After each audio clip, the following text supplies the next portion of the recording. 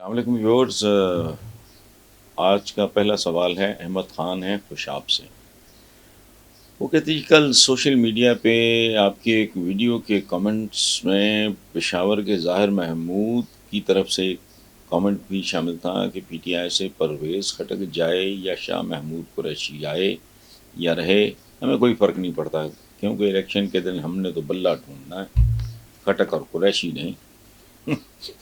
یہ ایک جملہ موجودہ ساری سیاسی صورتحال کو بہترین طور پہ بیان نہیں کر رہا ہے احمد خان صاحب، اس میں شک ہی کوئی نہیں، آپ نے مجھے بھی بیچ میں گھسیٹ لیا۔ مطلب یہ سیلف ایکسپلینیٹری ہے، اور یہی ہے ایک جنرل جو سینٹیمنٹ ہے، وہ تو اسی طرح کا ہے۔ اب بلے کی باری آتی ہے نہیں آتی ہے وہ بات کی بات ہے، اور وہ میں مسلسل کہہ رہا ہوں اس ملک کے جو کرتے ہیں کہ بھائی اب وہ تو الیکشن کو مارو گولی، سیدھی بات، democracy to help with democracy, اس نے اس ملک کے عوام کو دیا کچھ نہیں، تو اگر کرنی ہے تو پھر اس کو ذلیل نہ کرو، اس کے مطلب اس کا کوئی لحاظ کرو، یا تو پھر سارے آئیں، اچھا عمران جائے جیل میں جانا ہے بالکل جیل میں جائے، سزا نہیں وہ دیں، ایک عام پارٹی کی طرح اس کو پارٹیسپیٹ کرنے دیا جائے۔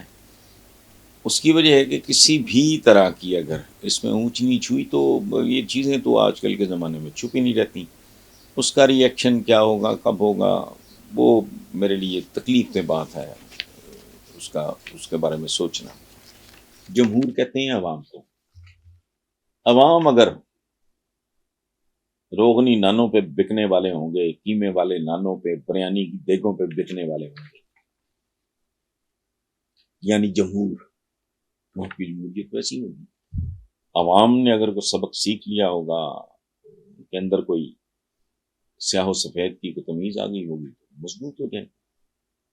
جمہوریت کی مضبوطی کی آپ بات کر رہے ہیں، اس کے لیے جمہور کا بالغ ہونا، میچور ہونا، اور میرٹ پہ فیصلہ کرنا چاہیے۔ یہ کیا دو ٹکے کی میرے بیٹے کو کوئی وہ سوچتا ہے کہ میرے بیٹے کو کوئی چپراسی بھرتی کر لے گا، یا ایک جو ذرا بہتر کلاس ہے وہ کہتی ہے ہمیں کوئی سائیکل سٹینڈ کے ٹھیکے دے دیں گے، وہ گاڑیوں کے کار سٹینڈز کے ٹھیکے مل جائیں گے، تو جو بک جاتے ہیں انہیں پھر بکاؤ مال کے طور پہ ٹریٹ کیا جانا چاہیے۔ دیٹس آل۔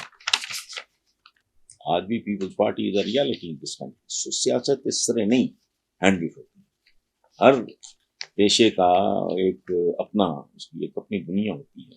میں مثال دے رہا ہوں، میں کوئی اکلے کل آدمی نہیں، میں بتا رہا ہوں آپ کو۔ آپ نے بات کی ہے عمران خان کی نہلی اور گرفتاری، ذوالفقار علی بھٹو کے ساتھ کیا ہوا؟ گرفتاری بھی اور پھانسی بھی، پیپلز پارٹی کا ہے۔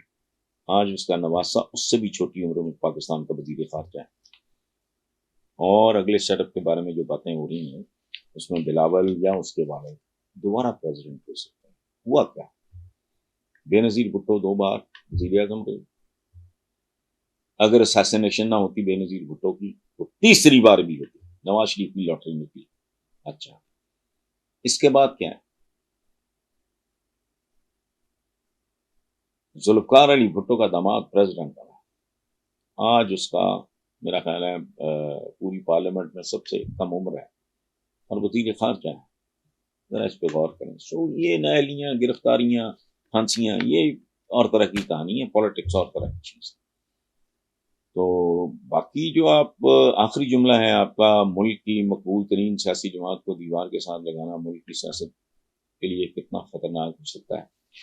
سچی بات ہے، آپ کو بتاؤں کہ ملک میں سیاست ہوتی ہے، اس کی وجہ، اس کے لیے آپ مجھے معاف کرتے ہیں، میں جمہوریت پہ لعنت بھیجتا ہوں، اور اس ملک کا سیاستدان ہے نہیں، یہ اگال دان سے بدتر ہے۔